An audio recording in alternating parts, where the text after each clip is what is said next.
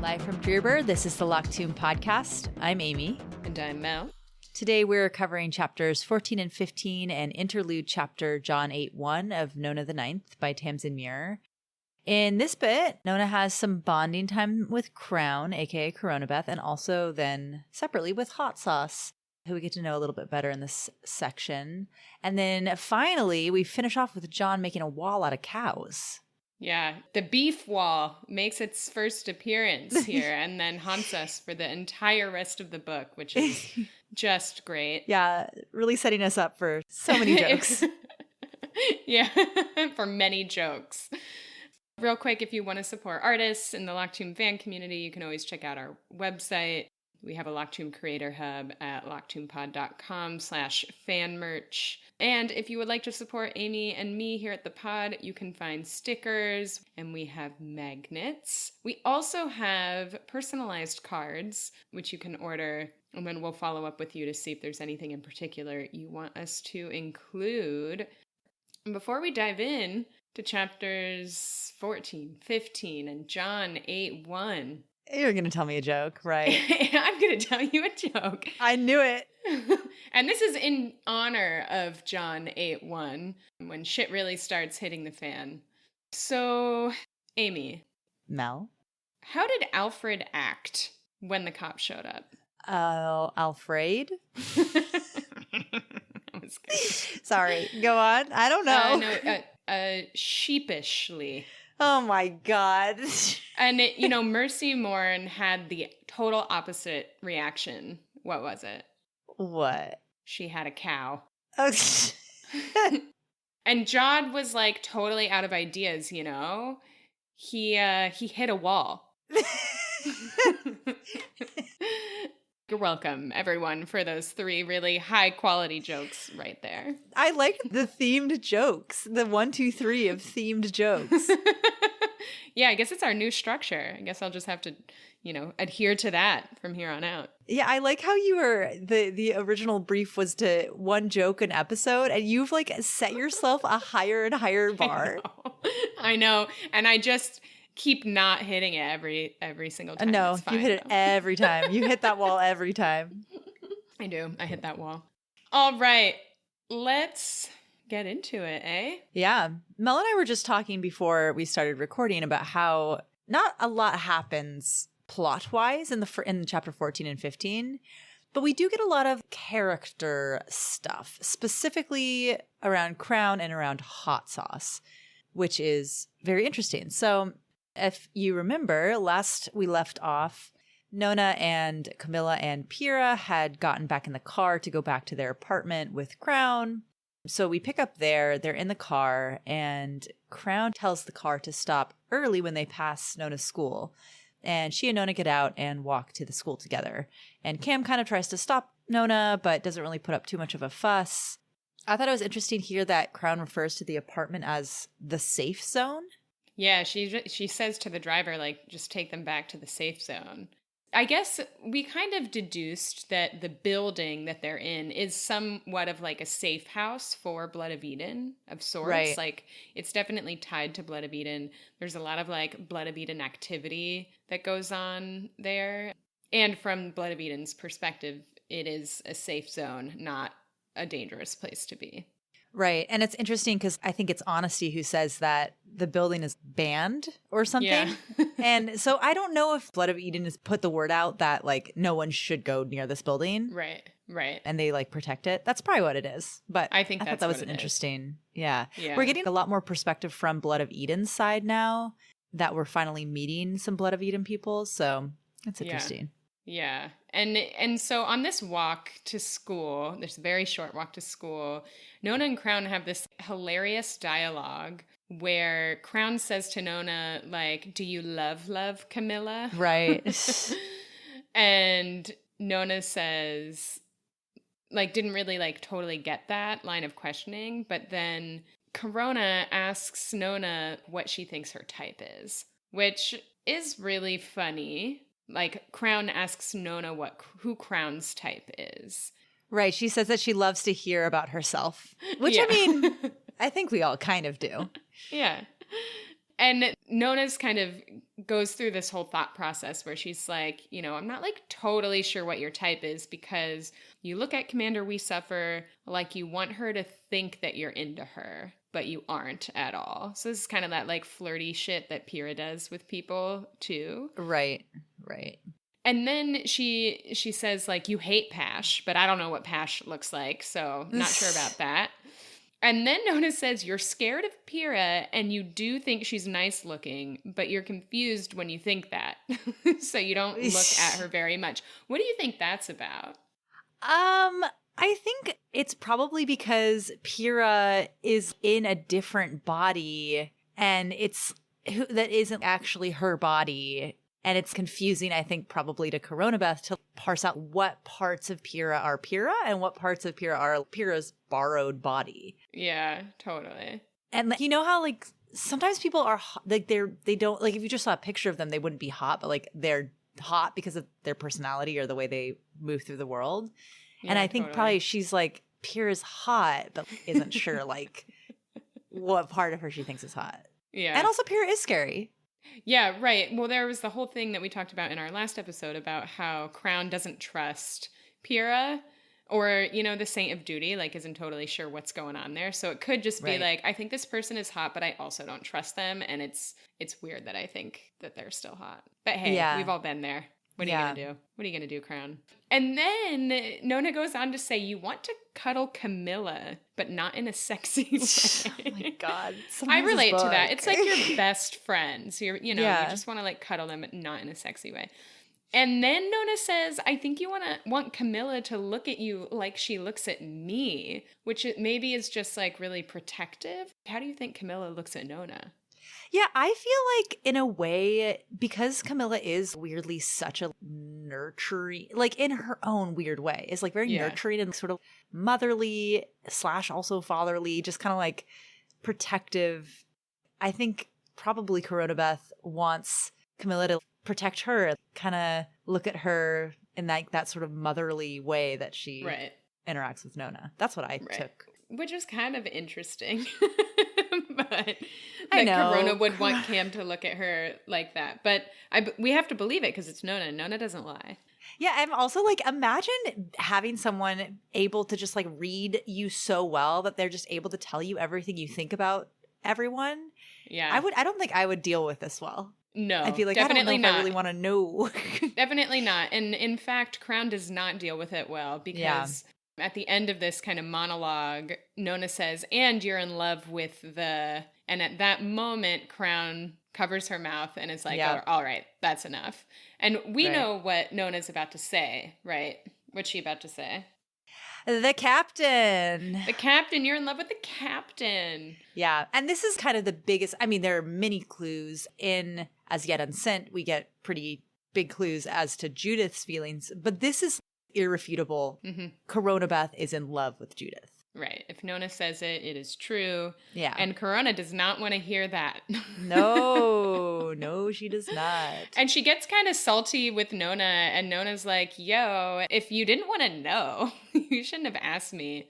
And Crown's like, do you want an ice cream? I don't know. It's just like this weird, whatever, Crown just trying to like change the subject situation. But by the time they're done with this conversation, they get up to the school and the angel, who's looking pretty frumpy, like disheveled, is opening the door, and Nona sprints up and is like, oh my God, I'm sorry, I'm late, etc., etc. And this is when the angel and Crown meet. Yeah, it's weird because we know that the angel is very tied to Blood of Eden. I think there's even a part where she says that she is Blood of Eden. There's something pretty deeply you could not remove from Blood of Eden, like the organization. But somehow, and also we know that Crown and Pash at least sometimes work together. But I mean, it seems to be that basically Crown has no idea who this person is not aware of their status. Which is just interesting to me because, like, how many people actually know who this woman is? Is it, like, super secret? I think it's super secret. When I was reading over this and thinking about how they don't know each other, because it doesn't sound like the angel knows Crown either. It's like a little bit unclear. So and we'll talk about this, I think maybe the next episode or that one after that, but there's a couple things. One is that what we talked about last time, and actually I don't know if we brought this up in the episode, but when, Palamedes mentions the river in front of Pash, Pash doesn't know what he's referring to, and Wake says, well, that's above your security clearance.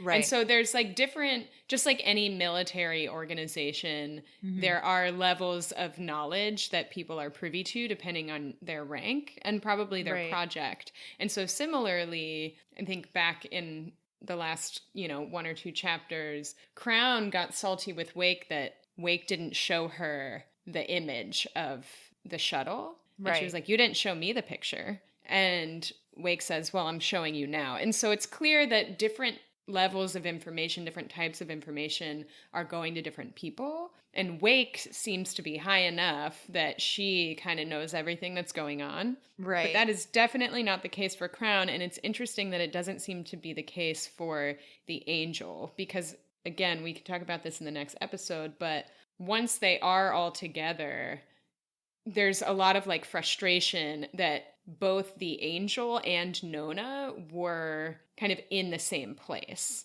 and that they were like, how are these two very important parts in the same place? That's like a major risk. And in fact, it was a major risk, and a lot of like shit goes down. Right. And so different people know different things, but it is very interesting that these two have never even seen each other. Yeah, it's very strange. It's also weird because it doesn't seem that that the angel knows that Cam/Nona are involved with Blood of like it just seems like that no one really. It's a weird coincidence that everyone's kind of like together here in this place. Right. Whatever. Also, I was wondering, like, with this sequence, what is the angel up to? Why is she so fucked up? I feel like you maybe said this in our reaction episode or something, but I thought it was because the atmosphere is getting more and more violent, and she's like doing shifts at a hospital, or at a clinic. Right, yeah. So she's just playing doctor, trying to help people, and it's getting more and more intense. So that's what I think is happening. Right. But in any case, like when they meet, the angel is like, her eyebrows go up, and Nona just kind of talks about how people really give themselves away with their eyebrows. And I think she says the angel isn't attracted to Crown, but is like, being that good looking should be illegal. Yeah. I also thought it was really funny because Crown as an explanation says that she's Cam's partner, which is very funny. And the angel is kind of like, oh, wow. And Nona interprets this as, that's not really fair to to Crown. She, she's almost pretty enough to Camilla. Not fair to Camilla. I think it was not fair to Crown because Nona thinks that Camilla is hotter than Crown. Oh, that's so funny. I interpreted it as the angel was surprised that Camilla would be with Crown. Right, but Nona takes it the opposite way. She's like, that's not really fair to Crown. Like, Crown is almost pretty enough for Camilla. Don't be so mean to Crown. So funny. Nona's type is funny. So funny. And then we end out the chapter with a really interesting moment. Crown is leaving, and she kind of like, throughout this talk that they've been having, she's been saying that Nona reminds her of these two different people who we can infer, I think, are Gideon and Harrow. And Coronabeth says that she knows who Nona is, even if the others won't admit it. And when she says that, she says, I envy you more than anyone else in the universe. And so I'm pretty sure that Crown thinks that Nona is an amalgamation of Harrow and Gideon, and that she's envious because she wishes she and Ianthe could merge in the same way. Yeah? Definitely. That's my read, too. It's funny because I had thought that maybe Crown did know that Nona was not an amalgamation of Harrow and Gideon. Mm-hmm. But I think the way this chapter ends makes it pretty clear that Crown thinks exactly what you're saying, that she's a combination Harrow Gideon. Right. Yeah. And that's pretty much all we see of Crown. The angel doesn't let Crown come in because of the guns, and I think because she's so hot. Mm-hmm. and the angel's like, everyone's going to be distracted by you. So we start chapter 15 with Nona being grumpy that she doesn't get to show Crown off to any of her friends. But it does turn out that they saw her through the window. They agree that she's very hot, and Nona feels very satisfied by that. Yeah. And the rest of the chapter is basically Hot Sauce and Nona talking and going through the rest of the day together. So Nona rejoins the crew at school, and Hot Sauce and Nona start doing some tasks for the teachers, and Hot Sauce and Nona start talking about the angel. Hot Sauce says that apparently the watcher in the window that we learned about like earlier in the book left when the angel was late and then came back recently, like 20 minutes before when she'd gotten back to the school. So I wasn't sure if that meant that the Watchers are definitely there for the angel and not for Nona, because also, I mean, Nona happened to be gone at the exact same time. Right, exactly. It's left a little ambiguous here. We still don't know if they're looking for the angel or for Nona or for both. And then, Hot Sauce is talking about how the angel got dropped off in this big car with a grill. Sort of seemed like sort of a military vehicle. It reminded me of living in DC. They're always like black Escalades driving around with cops all around them. It's that kind of vibe. Well, and it's funny that is what the angel's rolling up in, because up to this point, the angel has kept like a pretty low profile.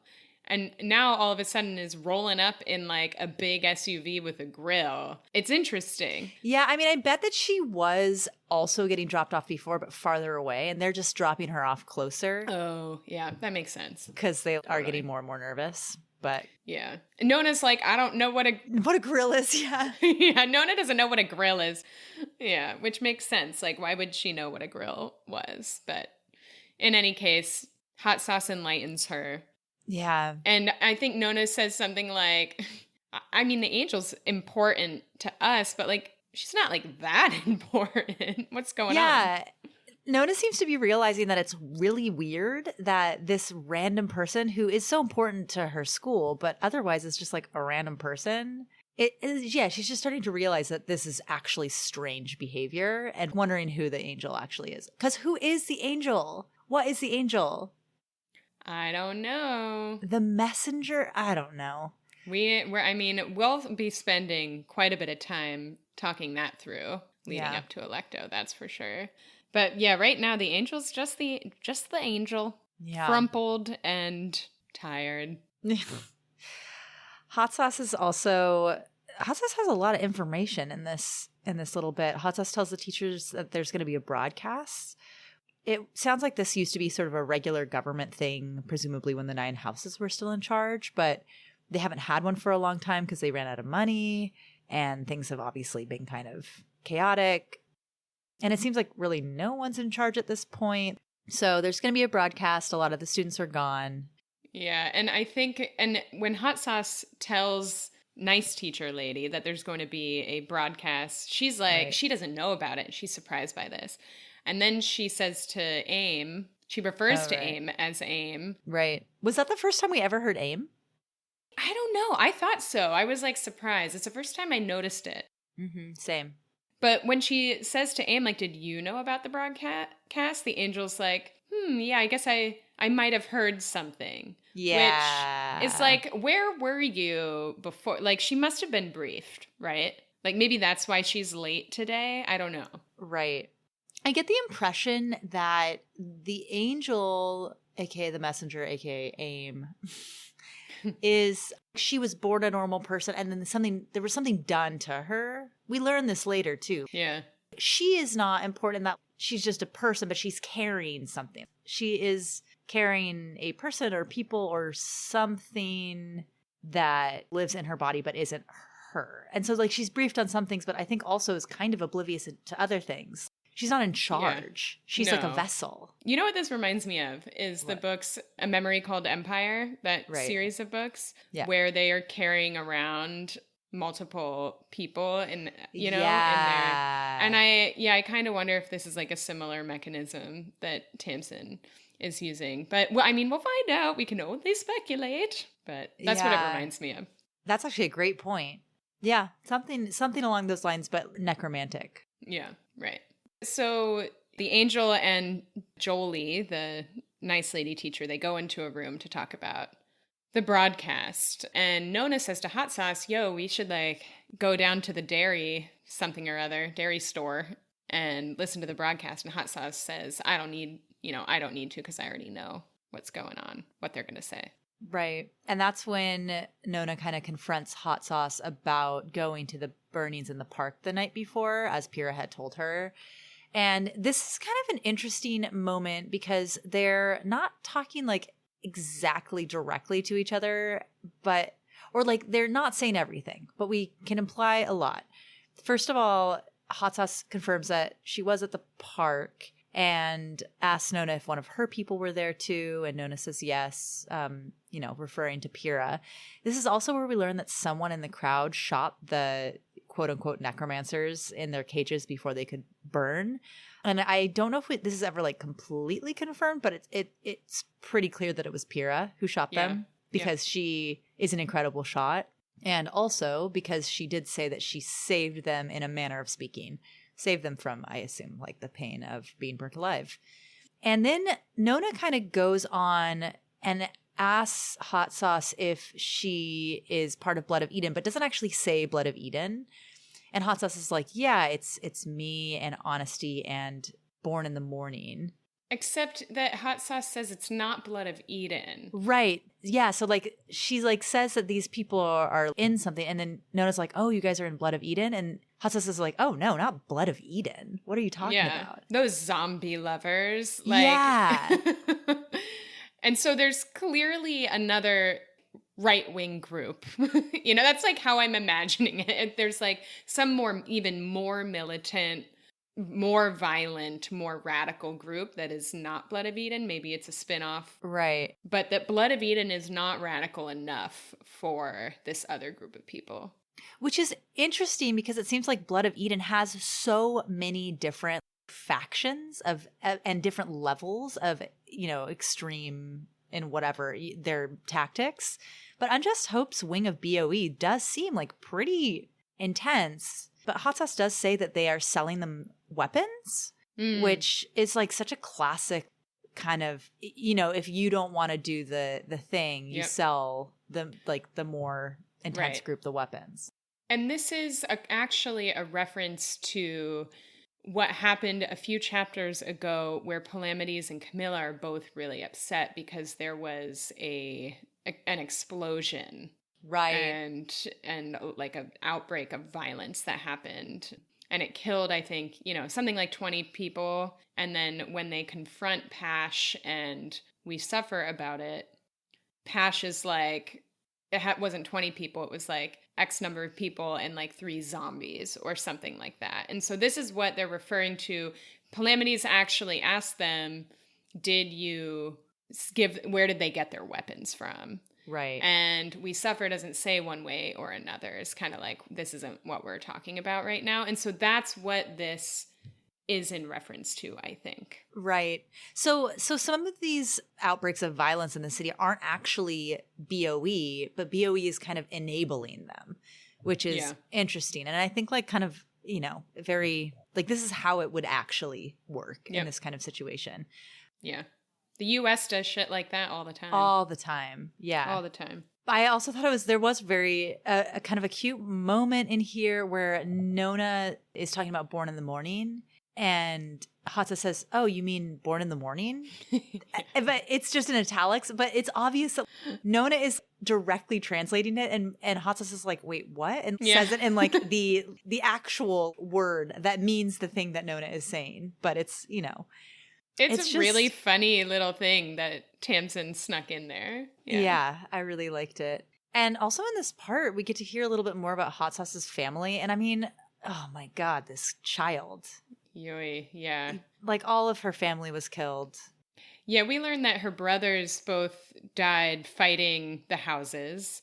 And I think Nona's pretty upset by this just because anyone died, not just Hot Sauce's brothers, but also the houses. And Hot Sauce comes from sounds like a long lineage or family who has been fighting the houses, right? And so her own ideology makes a lot of sense based on where she came from. And they're really bonding in this moment when Hot Sauce is sharing. But in a moment of horrible foreshadowing, though, Hot Sauce says something like, "First necromancer that gets in range, I shoot." Yep. And yeah, that is definitely foreshadowing what happens later in the book between Hot Sauce and Nona. Not that Nona is a necromancer, really, but right. Yeah. And then finally, Nona keeps on talking about how she has these couple of secrets. And in this moment, Nona tells Hot Sauce her secret. We don't get to hear what she says, but it's pretty obvious from Hot Sauce's follow-up that Nona is telling Hot Sauce that she's dying. Yeah. And we know this because Hot Sauce makes a few recommendations like, you should go see the angel. She works at a clinic. Maybe she can help. She also recommends organs on the black market or something. Right. And Nona's like, it's not really going to help. And then she makes Hot Sauce promise not to tell anyone. Yeah, she's really holding this close to the chest for sure. Yeah. And it's cute. It really ends with Hot Sauce saying, like, "I'll look after you." And Nona says, "I love you." Yeah. And Hot Sauce says, "Don't be soppy." But it sounded like, it didn't sound like she meant it. And so it's like a tender moment between the two of them. Yeah, they talk about how they wish they were sisters. It's sweet. Yeah. Right before shit hits the fan for them. I know. But it's nice in the moment. Yeah, so we have these kind of like we had such an intense couple of chapters at the beginning of day 3, and then we have these two little like interlude type chapters where they're just like taking a walk and taking a nap. But when we come back, things will get kind of intense. So yeah, but for now we get to take a little detour and we finally get another John chapter, which is a fun one. And again, we get the wall, we get the meat wall, and it's gruesome and famous meat wall. Yeah. But this is John 8:1. Yeah, so John 8:1, continuing our cipher, we've got the 8th letter of the alphabet, which is H, and the first, which is A. So right now we have the tower, HA. So that's where we're at with the cipher. Yes, and the chapter opens up with John and our Electo Harrow combo trudging through the earth again, right? So there's ash everywhere. Electo doesn't seem to understand how her body works, right? Which makes sense. She's in this new body. She doesn't know how to sleep. She just kind of like collapses. It's very reminiscent of Nona's awakening, right? Where Nona's kind of learning how to use her body and everything. So some good parallels here. Yeah, and for some reason, it seems, I don't really understand like why they're having to do this, but they're moving all their stuff from one location to another. So this is something that must have actually have happened to John and Electo in the early days right after the apocalypse. So they're kind of like moving all their shit to a different building. And then like once they finally get settled in that new location, it's kind of back to John's storytelling time. Yeah, and I think there is a reference here on the first kind of page of this chapter. There is a reference here to John's eyes. So we see, I think this is the first time that we actually get a description of John's eyes post-apocalypse. And the description is the white ring around his black iris. Right. Okay, so this is the first time we can see for sure that he's switched. Yes. Yeah. Which so makes already sense. Switched. Yeah, they're already switched. We learn about it later. Right. But it happens when he kind of destroys everything. Because he basically kills Earth, puts Earth in this blonde body. Yeah. And that's kind of how it all happens. So he takes Earth in as much as he can. So his eyes have changed here. Right. We also get a little bit more about how like their bodies aren't really that impacted by things around them. Like the ash doesn't actually impact them. They're not really that cold. They don't really get hungry. And so again, we're seeing kind of the impacts of lictorhood here. Yeah, I'm kind of confused about why they're being cannibals when they don't really have to be. There is something about, it's interesting because this comes a little bit later in the chapter, but there is this fixation that Tamsyn has on making sure everyone's eating breakfast. Yeah. And it comes up later in this chapter too. The lictors have to eat, right? I mean, we see them cooking for each other in Harrow. I don't think they have to eat. They just have to drink. Like in Harrow, it says they don't actually have to eat, but they do have to drink water. They've done this experiment, but eating is just like a thing that... Just the thing they do. The thing they do. Yeah. Sure. Fun. Anyway. Yeah, but that's such a funny point about Tamsyn's obsession with breakfast, because it is seriously like Nona the Ninth could have been called like Nona with breakfast. Yeah. If not for trying to keep it consistent. Totally. Nona has breakfast. Nona has breakfast. Yep. So the story that we hear in this John chapter is the beginning of how they start getting the world's attention. And so if we remember going back to the last John chapters, right, he's already necromantic. Right. His little squad of peeps, they're like doing experiments to just see what this means. And John really wants to bring attention both to his power, but mainly to the fact that they got fucked by these trillionaires, and that funding was pulled for his cryo program. And so he wants to use his, what we now know of as necromancy, as kind of a way to draw attention. And so that's kind of what we're getting to in this chapter. We're already starting to see that John is really, really motivated by revenge and vindication, even though at this point he still he conflates it with just this totally selfless desire to like help the earth. But I feel like he's actually already really starting to make a lot of choices based on what will fuck over the people who fucked him over the most. Right. Regardless of the cost. Right. And so that is what we actually see a microcosm of that here in this chapter. Right. And also at the end, it was basically when they were starting to become Twitch streamers, right? So that it picks up at that point. Yeah. They're basically streaming. Right. And so as they figure out kind of like a little bit more about what John is able to do, and Mercy basically says, let's invite people in to actually witness this for themselves. Right. Up to this point, they're not really being taken seriously. Right.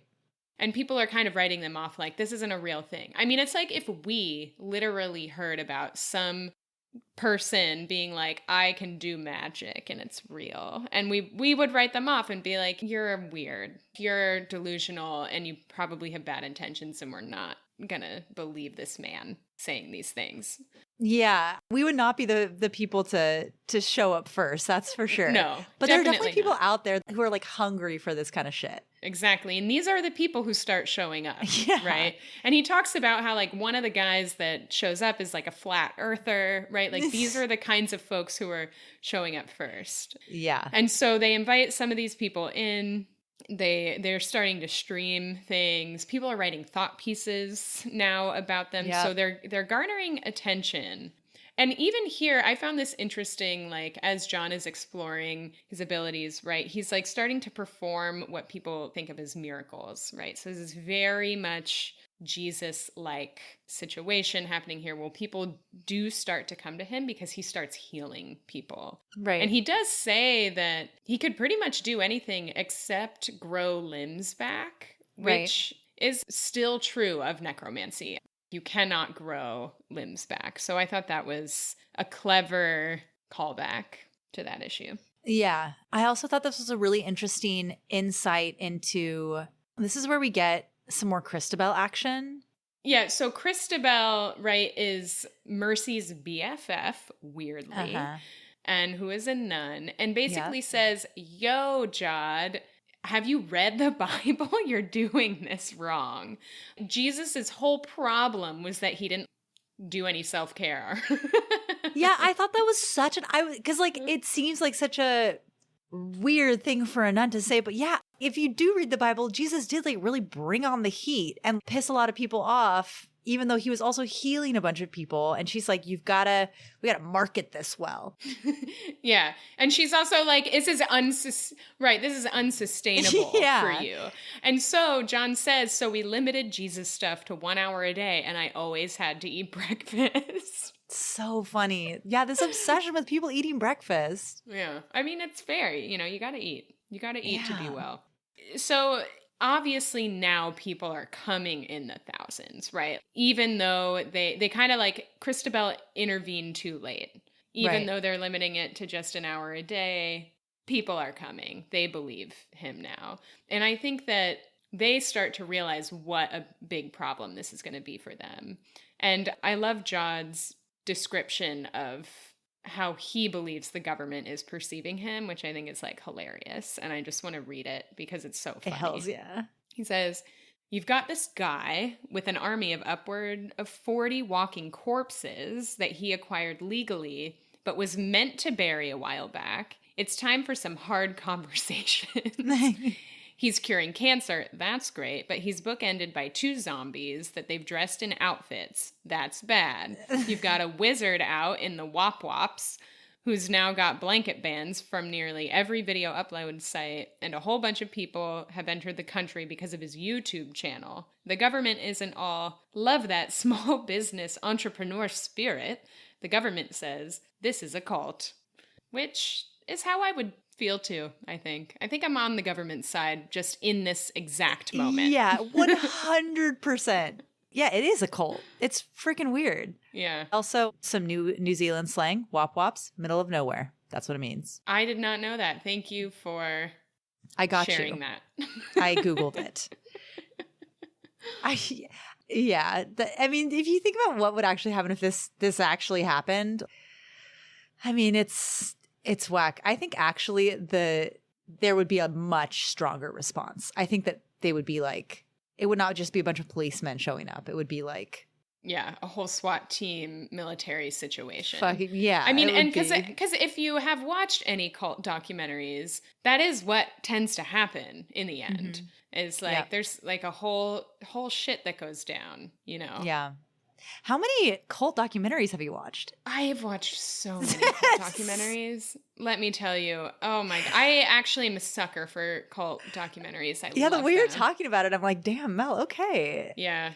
Number one expert on cult documentaries. I just think they're fascinating. And I often think that I could be I could fall into a cult for sure. Yeah. The thing that keeps me from it is that I don't get fooled by a charismatic leader, which is one of the main attributes or characteristics of a cult. Yeah. And so I think as soon as I found out that there was one man in charge, I'd be like, fuck this. Yeah. But until that point, because they pull you in with like self-help shit, which I Right. appreciate. And so, you know, and community and blah, blah, blah. But I digress. The point is yes, I watch a lot of cult documentaries. Okay, so you're not in a cult. I'm not in a cult, no. Okay, cool. I am in the cult of the gays. I mean, we're pretty culty. Yeah. There's a great podcast actually out there called Sounds Like a Cult. It's hilarious, and it basically cultifies everything in pop culture. They just did one on the cult of heterosexuality, which I haven't listened to yet, but I will be listening to it tomorrow, and I'm very excited about it. Ooh, maybe I'll start with that one. Yeah. Anyway. Speaking of cults, there's a funny bit here where Christabel tries to get John's shit like certified as a miracle by the Vatican, which I like didn't know you could do, but I guess it makes sense.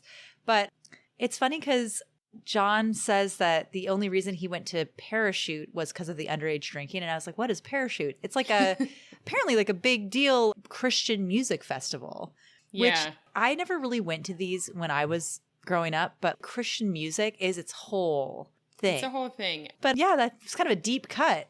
New Zealand Christian Music Festival. Yeah, well, I did some research on this music festival too. And I feel like those of us who aren't as hip to Christian music, many of us hit this moment where we realize that one of the bands that we've been rocking out to is actually a Christian rock band. And for me, that was Reliant K. It's my first concert. Berlin, and Switchfoot. No way. Yeah. My first concert ever was Reliant K. I mean, I loved Reliant K. But anyway, Reliant K, I saw in Berlin at Warped Tour 2008. And then Switchfoot, they're all Christian rock bands. They have all been part of this music festival. Wow. So it's a big deal. It's a big deal. Yeah, it doesn't exist anymore. It ended in 2014. Oh, interesting. Yeah. It's also at this point that Alfred joins. So God says that Augustine's or A's brother A, very confusing, joins. He's like a hedge fund manager and then just like says he's completely useless, which I think is funny because I'm always like, what do hedge fund managers actually do? What is a hedge fund? What are they hedging and funding? And how does that work? I know. I actually can't think of a profession that would be more unhelpful in the apocalypse. Yeah, it's just like, this is not a thing that they need right now. But he's joined. He's a nice guy, apparently. They like him and they're like, I guess, whatever. Well, I mean, we like Augustine's like our main guy, so. Yeah, they're essentially gathering the people they love, and I think Jod says closing the doors. Like, they're getting really nervous about what's about to go down. And things are really heating up. And Jod says, you know, like, it's up to me to do something about this because we've got 2 scientists, an engineer, a nun, and a lawyer, and a banker, and a cop, and an artist. That's not a defense force. That's a cop and 6 different kinds of nerd. So funny. And so our 2 scientists, again, right now, in this moment, are Augustine and Mercy Morin. We've got our engineer, which is Gideon, Christabel the nun, Cassiopeia the lawyer, Alfred the banker, and Pyrrha the cop. Right. And he also says Muir is a great shot, which is funny here in this chapter because we just talked about Pyrrha shooting people in the last chapter. So that was kind of cool. Yeah, and then plus she had like a bazillion years to practice. So after all this goes down. Yeah. So then finally, Pyrrha calls to say and kind of betrays the cops by saying that they're coming for them. They'll be there in like half an hour. So this is the moment. So the government's finally coming for John and crew. And this is the moment where they realize that they don't really have enough human bones and stuff to work with. So he turns a bunch of cows and sheep into a giant flesh and bone wall. Well, right. And they technically do have like a lot of dead bodies, but they're his dead bodies that he doesn't want to use. He's like, these are my dead bodies. I'm not using these. Instead, I'm going to murder a bunch of animals. Yeah, well, it's weird because he says he couldn't use, like, some of the bodies he could, but they're like, you know, Ulysses and whatever. And he doesn't want to use them. Yeah, Titiania. But then he's talking about why he can't use the ones that are, like, in the cryo cans. And it's like, they're too messed up and separated. I don't really understand, like, why he couldn't use them. But it seemed like, for some reason, the necromancy wouldn't work on them, or they like there wasn't enough left of them. Yeah, there was some of that, which probably he had been using them to heal all these other people, right? So maybe there's not enough like death matter left, or you know, death energy left. I don't know. I feel like maybe his original plan was to like create sort of a little army out of his dead people, but because he doesn't have enough and he can't really create an army out of cows, he just created a giant wall out of them. Yeah. Some interesting inventive thinking here. Yeah, it's actually really horror-esque. Yeah, it's very horror. It's like pretty gruesome. Yeah, I'm glad that it's not sugar-coated here. I think he says that he has to unsleeve the animals, which is nasty. I feel like this is like vegan's worst nightmare. It is my worst nightmare. I feel like this makes me, I've always not loved Jod. This kind of puts me over the edge, but I think we talked about this in our reaction episode a little bit. People are outraged by this, like in the world, right? And Jod says like, yo, they are beef cattle. Like, I know, it's like so y'all were hypocritical. Gonna eat them anyway. I'm on Jod's side here. Like, you all are going to kill them anyway. But that's the classic human paradox, right? Like we can rationalize anything. Right. But no one wants to see a wall of dead animals. No, somehow that's less palatable. It is less palatable, apparently, to see them murdered rather than in like nice little steak shape. Yes. You know, you don't have to confront that it's an animal that you're eating. But In any case, what's crazy about this is that this wall is so big. He says that you can see it on Google Earth. Yeah, what the fuck? It's also like, Oh. how many? There weren't that many sheep and cows. Like, that's not that many. So he's doing this thing where necromancy is really weird, where like it seems like you need a certain amount of matter to make matter, but you can also make a lot more matter from just a small, like, Caro's always making like way more bone out of like a tiny little bit of bone. Right. So he's Right. taken this, large amount of matter, but not like, it's 80, what is it, 100 cows and 80 sheep or something? Yeah, he says several hundred animals. Yeah, and it's like, that isn't actually, if you piled them up, it would be, a wall, but it wouldn't be. So he's able to make this Google or like fucking wall of China ass meat wall around his little compound. It's fucking insane. Yeah, totally. Well, and the crazy, so not only can you see this shield from Google Earth, it actually goes into the ground, like 6 feet deep.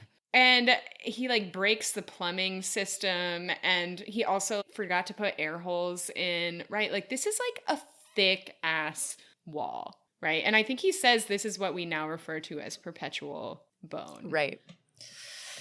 Which, where have we seen perpetual bone before? Well, it's basically what Harrow makes all of her skeletons out of. Yeah, based on what she learned in the Arms Like Swords trial. Yeah, right. Yeah. And so obviously this wall like doesn't really make things much better. It essentially opens up channels of negotiation, maybe. Right. With the government. And at the same time, everyone is like, we're not going to listen to John. I think he says like, no one's going to be like, let's listen to magical inside out animal shield man. He obviously has some good ideas. Yeah. Now you either think Jod is God or you think he is an evil antichrist. Yeah. And I think he also says one of my favorite jokes, of which there are several in this book, is that he says, we also had more enemies than we'd ever had before. I guess you could say we had beef. Oh my gosh. I mean, I hope you laughed very hard at that, because that was definitely a Magnus / Mel joke. It's a great joke. And then he goes on to like kind of cry about how no one's going to laugh at his jokes again. So now we're being pulled back into, we're being pulled back now out of storytelling mode and into him hanging out with Electo / Harrow. Right. And she says to him, well, like, I still love you. And then he says, that was a good joke, and cries. Yeah. We don't like Jod, but he's kind of a pathetic, sad figure. He's just messed up. He's a messed up guy. He needs like decades of therapy. Yeah, yeah. And a lot of self-reflection, honestly. You'd think he'd have enough time of self-reflection time. The man hasn't really changed at all, so I think my sympathy has run dry for that guy, if you all didn't know. Yeah. Mel is not a fan. Neither am I. Yeah. Great character. Yeah, for sure. So that closes out John 8:1, and things honestly only get crazier from here with his whole crew. But yeah, that's our section of not a lot happening. And yet. Honestly, the sheep and cow wall is so much happening that that's really all we can handle. Yeah, that's all we can do today. Yeah. So we have two audience, not really questions per se, but comments and theories. And I thought they were really interesting. We don't have names for these people, but we'll just do their email addresses. So Tristram Draper says, just getting to the end of your Gideon coverage. And I don't know if you think that this has come up, but do you think Christabel's name is inspired by Coleridge's Christabel, one of English literature's first lesbian vampires? And my answer to this is I had never thought of this or heard of this character, but almost certainly, right? It seems like Tamsyn Muir is very tapped into that literary world. And I would be, now that I know this, I would be surprised if that was not at least part of her motivation for naming this character. I'm like trying to look up this book now, or poem.